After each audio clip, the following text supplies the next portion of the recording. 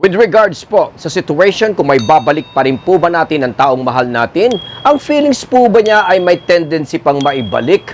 Pwede pa kaya kaming magkaroon ng second chance reconciliation? Katanungan na may high percentage of course na depende. Ito kasi ay may mga pinanggagalingang iba't ibang klaseng situation. Like for example, ay third party, nagkaroon ng malubhang kasalanan, mabigat na kakulangan, shortcomings, or let's say, nawala na nga po yung pagmamahal. Magandang pag-usapan ito mga kapapong at talaga naman pupulutan natin ng aral at kaalaman ang vlog natin today. Pero bago po yan, lagyan po muna natin ng patalastas. Ayun oh!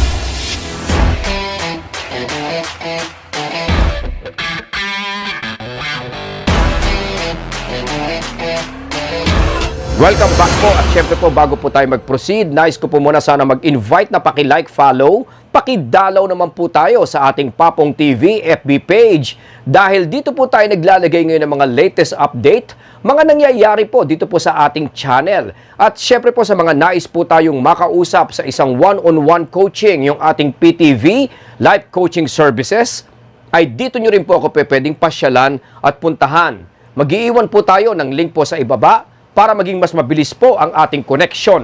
Sa usaping ito mga utol ay importante o talagang lagi kong ine-emphasize ang dalawang bagay. Unang-una is yung bedrock natin, yung composition, yung foundation ng isang relationship, yung range ng pinagsamahan natin. Syempre po hindi pwedeng hindi tayo dumepende rito. Although maraming qualified situation or realization nga po tayong i-discuss, pero hindi natin pwedeng alisin yung layo at lawak ng pinagsamahan. Kaya today po ay pinili nating i-discuss yung actual, yung makatotohanan, realistic na pag-asa kung papaano at talaga pa bang babalik ang ex natin.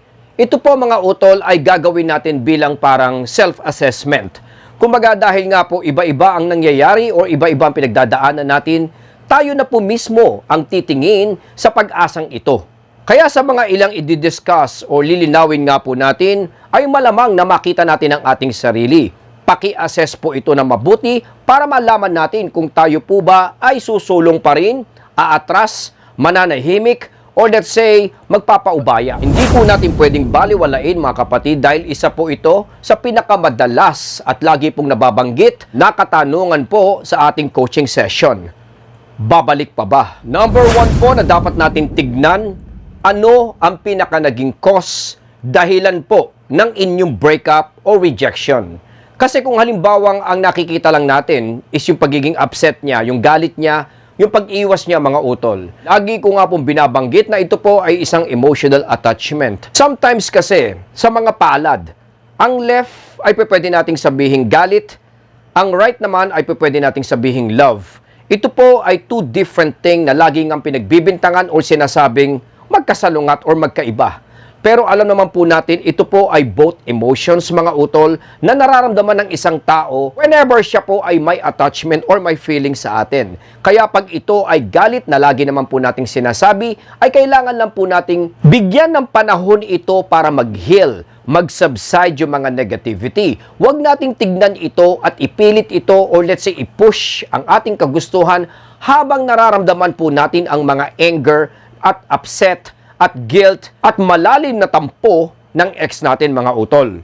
Kaya sa usapang breakup, maraming coaches or even ako na nagsasabing pagka ang pinagmula ng breakup ay galit or let's say tampuhan mga utol, ito po ay isa sa pinakamadali o pinaka-makatotohanan na pwedeng magkabalikan. Dahil pagka siya ay galit, ito po ay maihahambing natin sa pinanggagalingan o nararamdaman niyang difficulties. Ito nga po yung feelings. Rather than napapansin mo na ang ex mo ay parang bored na sa'yo, na kahit even magalit ay parang wala na po siyang pakialam. Or kumuha ng validation mga utol ay nakikita mo na parang hindi na po siya interested. Pero pag siya po ay galit, dito po galing yun.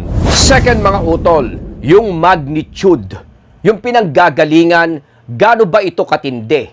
Kung halimbawang galit nga siya sa'yo, pero yung galit naman niya ay parang asar lang, yung para bang wala pa ring care mga kapatid, ito po most likely ay medyo mahaba-haba bago natin ma-recover ang ex natin. It's just a matter of time, although hindi ganun kadali, ay pwede na po natin siyang balikan. Kaya ito po ay depende on how strong yung nararamdaman ng ex mo sa'yo, yung emotions deep inside, kung gaano niya ito ina-handle at gaano po niya ito ipinupush para kayo po ay makaramdam. Number 3, tignan po natin kung nasaan position tayo mga utol. Sense of balance, of course, is napaka-importante.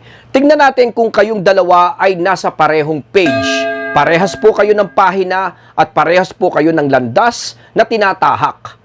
Ito po ay importante at lagi natin binabanggit sa mga coaching natin. Kasi kung halimbawang ang gusto mo sa kasalukuyan ay mag-travel, pero ang gusto pala ng ex mo ay mag-settle down, magpakasal kayo, of course, hindi pwedeng magkabalikan yun at hindi pwedeng magkaroon ng koneksyon. Kasi ang pinag-uusapan po natin today ay kung may pag-asa pa ba or kung gaano pa po ba talaga katagal para siya ay bumalik. Another thing is kung halimbawang hindi nga kayo pareho ng page. For example, ang ex mo ay gustong makagraduate, gustong makapagtapos ng pag-aaral, pero ikaw ay gusto mo na siyang itanan, pine-pressure mo siya para kayo nga po ay mag-settle down, magkaroon na ng mga chikiting, for example. Of course, hindi po ito isang page mga utol. Kaya kahit mahal tayo ng ex natin or let's say, nami-miss niya tayo or talagang nararamdaman mo talaga yung interest niya sa atin, hindi pa rin po siya babalik most probably kung ganito ang nangyayari. Also, kung halimbawa nga pong niyayaya ka ng ex mo na maging OFW kayo, mag-migrate kayo sa abroad, pero ikaw naman ay talagang desididong mag-put up ng business dito. Hindi pa rin po ito align mga utol. Kaya lagi kong sinasabi na kung gusto mong balikan ng ex mo, tignan mo kung parehas kayo ng page. Kung ikaw po ba ay nasa life system niya at kung ikaw po ba ay nakikita niya na pwedeng magkaroon ng connection with.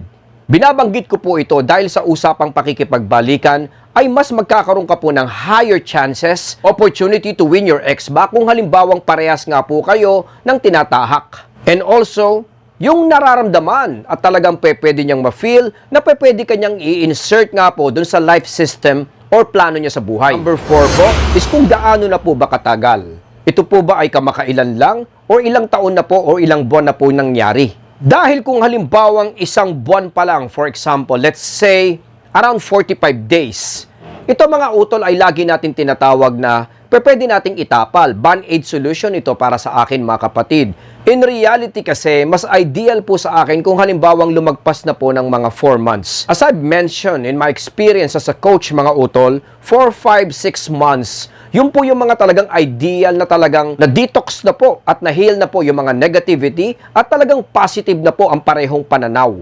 Kaya kung halimbawang kamakailan lang, days, weeks pa lang po ang breakup mga utol, natural na ito po ay hindi pa po pwedeng mangyari. If ever na siya po ay matuloy or magkaayos po kayo, mataas ang percentage na ito po ay ego-based or let's say wala pa pong realization. Kung halimbawa naman sa usapan na sobrang tagal na, like for example, ilang taon na po kayong breakup, natural na hindi ka pwedeng basta bumalik dito at talaga namang i-open mo sa kanya na gusto mo siyang ma-win back uli mga utol. You need to build a chemistry. Kung ito po ay friendly, related, or let's say nasa composition ng pagiging magkaibigan po muna, ito po muna dapat ang priority natin. At pagka yan po ang ginawa natin, of course, bibilang tayo ng mga ilang buwan bago po ito mangyari. Hindi po ito one click mga utol. Kaya sa pang-apat na sitwasyon na binabanggit ko, depende yan kung gaano kalayo na o gaano kalapit na po ang inyong naging breakup. Na kung kulang pa po sa panahon, ay kailangan i-prioritize po muna natin ng space and time. And kung halimbawang sobra na naman po sa panahon, ay kailangan i-prioritize po muna natin ang positive connection. Yan na po ang mga dapat nating tutukan kung halimbawang iniisip natin at tinatanong natin sa ating sarili kung may pag-asa pa bang bumalik ang ex natin. Of course mga kapatid, yung reason behind the breakup will play a special role.